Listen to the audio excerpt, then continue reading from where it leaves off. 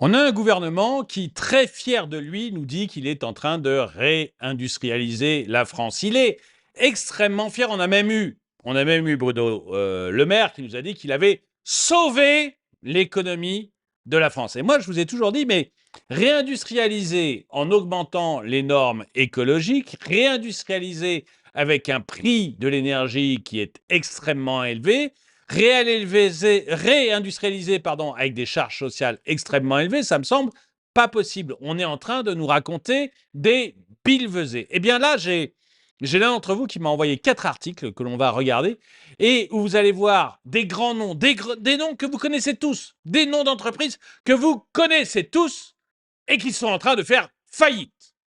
Bonjour et bienvenue dans cette nouvelle vidéo de DME en direct. Comme toujours, si vous n'êtes pas abonné, eh ben, je vous suggère de le faire et de cliquer sur la cloche pour être prévenu lorsque je fais une nouvelle vidéo. Oui, déjà, je veux remercier Amadeus qui m'a envoyé les 4 articles. Et vous allez voir des grands noms, des noms qui ont bercé votre enfance, des noms que vous connaissez. Sur les 4, il y a 3 noms extrêmement connus. Et vous allez voir que, contrairement à ce que prétend le gouvernement, contrairement à ce que prétend Bruno Le Maire, contrairement à ce que prétend Emmanuel Macron, eh ben, ces boîtes ferment. Elles ferment. C'est terminé. Il y a plus game over. Game over. Regardons ensemble exactement de quoi il s'agit. Elle était autrefois connue sous le nom de Poulainville. Plus de 170 ans après sa création, l'usine de la chocolaterie Poulain, implantée à Villebarou, près de Blois, dans le Loir-et-Cher, est visée par un plan de fermeture qui sera annoncé le 13 juin, donc là c'est début juin, cet article, lors du comité social et économique extraordinaire. Convoqués mercredi par leur direction, les syndicats ont appris à l'occasion de cette réunion l'ordre du jour du CSE à venir, à savoir la fermeture du site de Blois, fondé en 1848 par Victor-Auguste Poulain, a indiqué Tony Angeran, délégué CGT au sein de Poulain, confirmant auprès de l'AFP une information de la Nouvelle République. Qui ne connaît pas les chocolats Poulain?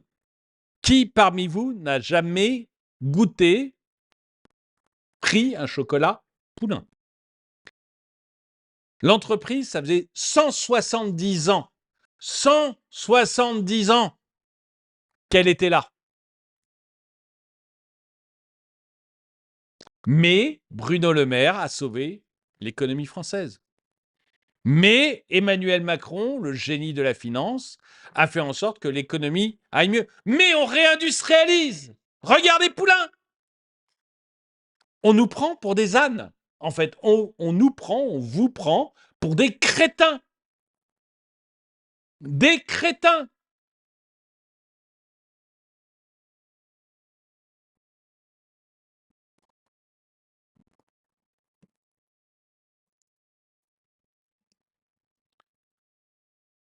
Aucun des efforts déployés pour trouver une solution industrielle de nature à pérenniser l'activité du site n'a abouti, a expliqué de son côté la direction, pour qui le CSE du 13 juin permettra de partager des informations en vue de consultation des instances représentatives du personnel sur raisons économiques de ce projet, ses impacts, l'accompagnement des salariés et la recherche de repreneurs. Donc, ils n'ont pas trouvé de moyen de faire fonctionner leur usine. Ça ne peut pas du tout fonctionner. Ils ferment. Ils ferment. Terminé. Ils appellent les syndicats viennent et on constate la fermeture.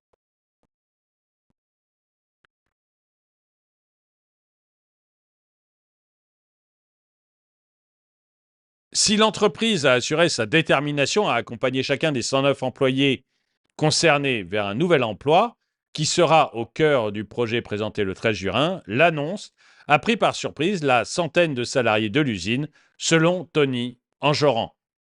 Cela fait 1 an que les volumes sont en baisse, mais pas de là à mettre en péril la société, affirme-t-il. On l'a en travers de la gorge parce qu'ils auraient aussi pu attendre quelques mois et choisir de vendre le site, a déploré le syndicaliste avant de se déclarer écœuré et de voir se fermer une entreprise qui a plus d'un siècle. Donc voilà, là c'est le premier exemple, Poulain, entreprise qui a 170 ans, les gens ferment. Vous doutez bien que la direction, si elle avait pu vendre l'usine, elle aurait vendu l'usine. Je veux dire, ils ne crachent pas sur un peu de sous-sous. Là, ils ferment, ils vont juste rien toucher, pas un centime. S'ils avaient pu vendre le site, ils auraient vendu le site. Donc ça c'est le premier exemple. On va sur le deuxième exemple maintenant pour vous montrer les génies de la finance, ceux qui nous font prospérer, ceux qui ont sauvé l'économie française. Sopiquet. Lequel d'entre vous ne connaît pas Sopiquet?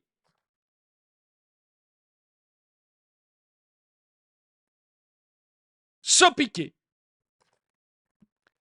La saga industrielle de Sopiquet s'achève en France avec la fermeture annoncée du site de Quimper. L'usine bretonne qui conserve de conserve de sardines est la dernière du groupe italien en France. La marque Sopiquet est pourtant née à Nantes, dans la Loire-Atlantique, à la fin du 19e siècle. On a encore une entreprise là qui a plus de 100 ans et qui ferme.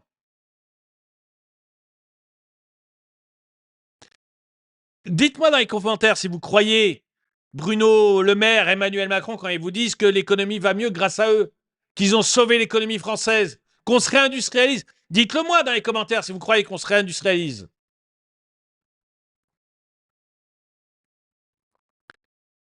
C'est non loin des bords de l'Odé à Quimper dans le Finistère que va s'écrire la dernière page de la présence des conserveries Sopiquet en France. Le site quimpérois, qui emploie encore 155 salariés pour produire des conserves de sardines et de maquereaux, doit fermer. Le propriétaire italien actuel, Bolton Food, n'avait plus que cette usine sous la marque Sopiquet en France. Les volumes des ventes en baisse et la surcapacité de produits poussent à cette décision. Les négociations commencent pour l'avenir des salariés. Cette dernière usine de conserve demeurait le seul témoin d'une aventure industrielle, historique, commencée au XIXe siècle sur les bords de la Loire à Nantes. À la fin du XIXe siècle, le procédé d'étamage des boîtes de fer blanc, qui les rendent compatibles avec l'alimentation, ouvre la voie des conserveries de légumes et de poissons. Arsène Sopiquet, arrivé du Cantal à Nantes, se spécialise dans ce procédé et en 1877 crée sa propre conserverie dans la sardine. 1877. Il lance la marque Sopiquet dans la foulée. Début 1900, Nantes compte pas moins de 24 conserveries. De son côté, Sopiquet regroupe déjà 9 usines de la Bretagne à la Vendée. En 1950, Arsène Sopiquet installe le siège à Nantes, boulevard Jules Verne, dans une ancienne chocolaterie de la famille Meunier. Sopiquet va alors connaître un essor national jusque dans les années 2000. L'entreprise reprend la quasi-totalité des conserveries nantaises, comme l'emblématique Cassegrain dans le légume, et bien d'autres dans l'Ouest. La compagnie Sopiquet se développe avec de nombreuses usines et entrepôts en France, entre conserves, légumes et de poissons. Elle emploiera jusqu'à 2000 salariés. En 1989, la société cède à sa concurrente Bonduelle son activité de conserve de légumes, ainsi que sa filiale Cassegrain. Elle se concentre sur son activité principale, la conserve de poissons. Après plusieurs rachats et avec une activité fluctuante, elle connaîtra le groupe la Compagnie mixte de navigation, Paribas Affaires Industrie, avant d'être vendue en 2000 au groupe italien Bolton Food, l'actuel propriétaire. Celui-ci ferme l'usine de Saint-Gilles-Croix-de-Vie en 2001. En 2005, autour de l'usine nantaise. et du siège social. Puis, en 2010, l'usine de Saint-Avé, près de Vannes. La fermeture, qui vient d'être annoncée à Quimper, vient définitivement clôturer l'histoire de la production de conserves Sopiquet en France, commencée en 1877 par Arsène Sopiquet.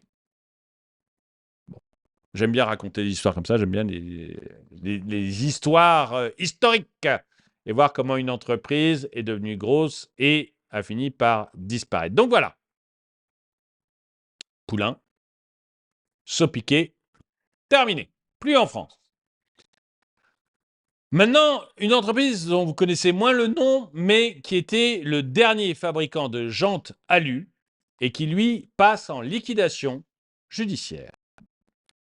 Dernier fabricant de jantes alu en France, placé en liquidation judiciaire. J'agrandis un peu mon image pour pouvoir le lire quand même, parce que sinon c'est... Ah mince, c'est pas ça. Hop. Bon, alors ça marche pas ou quoi? Voilà. Le dernier fabricant de jantes en aluminium de France, Imperial Wheels, basé dans l'Indre, a été placé en liquidation judiciaire jeudi, près de 4 mois après son placement en redressement judiciaire, a-t-on appris de sources syndicales. Les 176 salariés de l'entreprise, implantés au Poinçonnet, près de Châteauroux, avaient demandé au tribunal de commerce de bénéficier de quelques jours avant le prononcé de la liquidation pour permettre un temps de discussion avec l'État. Demande qui leur a été refusée, a affirmé l'intersyndicale dans un communiqué. C'est même pas la peine de parler avec l'État. Voilà, pas la peine. Le principal objectif des représentants syndicaux réunis jeudi devant le tribunal de commerce de Villefranche-sur-Saône, chargé du dossier, était de faire en sorte que les 10 millions d'euros destinés au financement accordés par le tribunal de commerce de Paris lors de la reprise servent à monter le futur plan de sauvegarde de l'emploi, a indiqué Christian Grelot, membre CFE-CGC du CSE et représentant des salariés pour la procédure. Un drame économique. Une revendication qui n'a pas pu aboutir jeudi puisque la liquidation judiciaire a été prononcée sur le champ sans même une suspension d'audience, a-t-il déploré, se déclarant offusqué par la rapidité de la décision de justice. Le placement de l'entreprise en liquidation judiciaire est un drame économique et une catastrophe sociale pour tout le territoire et a de son côté affirmé la région Centre-Val de Loire dans un communiqué. La région demande que tout soit fait pour qu'un plan de sauvegarde de l'emploi décent soit mis en œuvre en direction de tous les salariés. Vous savez qu'un plan de sauvegarde de l'emploi, c'est le nouveau nom pour un plan de « on va virer tout le monde », quoi. C'est un peu de la novlangue, tout ça. Bref, Imperial Wheels, qui est en difficulté financière depuis plusieurs années, a un plan de sauvegarde d'un montant de 60 millions d'euros qui avait été négocié en 2022 entre l'État, la société du propriétaire de l'entreprise, Emilio Di Serio, et la région. Selon cette dernière, le projet a été miné par 2 ans de crise énergétique et l'inflation, comme par le rythme avec lequel l'État a apporté son accompagnement financier. Donc on a un État qui n'a pas apporté son accompagnement financier suffisamment vite, mais je lui dis, l'État, on l'a vu notamment pour les concessionnaires auto. Vous savez que l'État vous a permis d'avoir une auto électrique pour moins de 100 euros par mois. C'était la prime Macron de janvier-février, mais que les concessionnaires n'ont pas été payés parce que l'État n'a pas un sou. Et comme l'État n'a pas un sou, il est allé négocier avec les concessionnaires un échéancier. Il y a un mois, l'État est allé négocier avec des concessionnaires un échéancier. Là, vous avez une entreprise qui fait faillite, notamment. Alors, le coût de l'énergie. Merci Bruno. L'inflation. Merci l'État. Parce que l'inflation, c'est toujours et en tout lieu un problème de banque centrale et d'État. Une banque centrale qui met des taux à zéro et un État qui dépense sans compter. Merci, Monsieur le Président. Énergie, merci Monsieur le Président, merci Bruno Le Maire. Inflation, merci Monsieur le Président, merci Bruno Le Maire. Et incapacité à payer l'argent qu'il doit pour le plan de sauvegarde. Merci Monsieur le Président, merci Bruno Le Maire.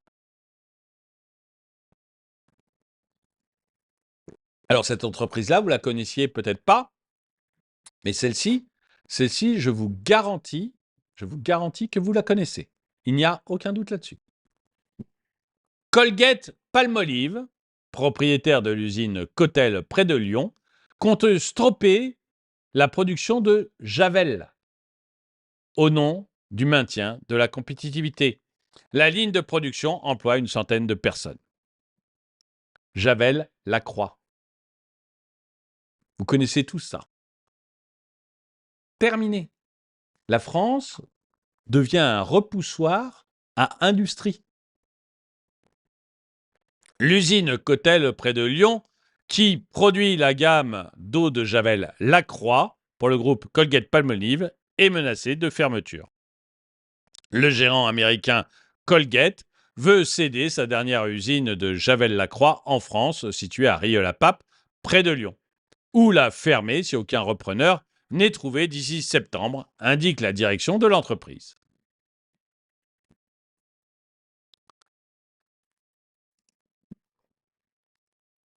Le dernier fabricant de Jean Talus, Javel Lacroix, Poulain et Sopiquet. 4 faillites. Mais je vous garantis, ou du moins Bruno Le Maire vous garantit, ou du moins Emmanuel Macron vous garantit, ou du moins Bruno Attal, Gabriel Attal vous garantissent qu'on est en train de réindustrialiser, que ça va mieux en France. Ça va beaucoup mieux. Eh bien, j'aimerais savoir ce que vous en pensez. Est-ce que vous les croyez? Est-ce que vous pensez que oui, ça va mieux? Et ce n'est que 4 exemples étranges que j'ai pu dénicher, mais que si je regardais mieux les journaux, j'aurais des millions d'exemples d'entreprises qui viennent s'implanter en France et grossir en France, et que oui, on est sur la bonne voie?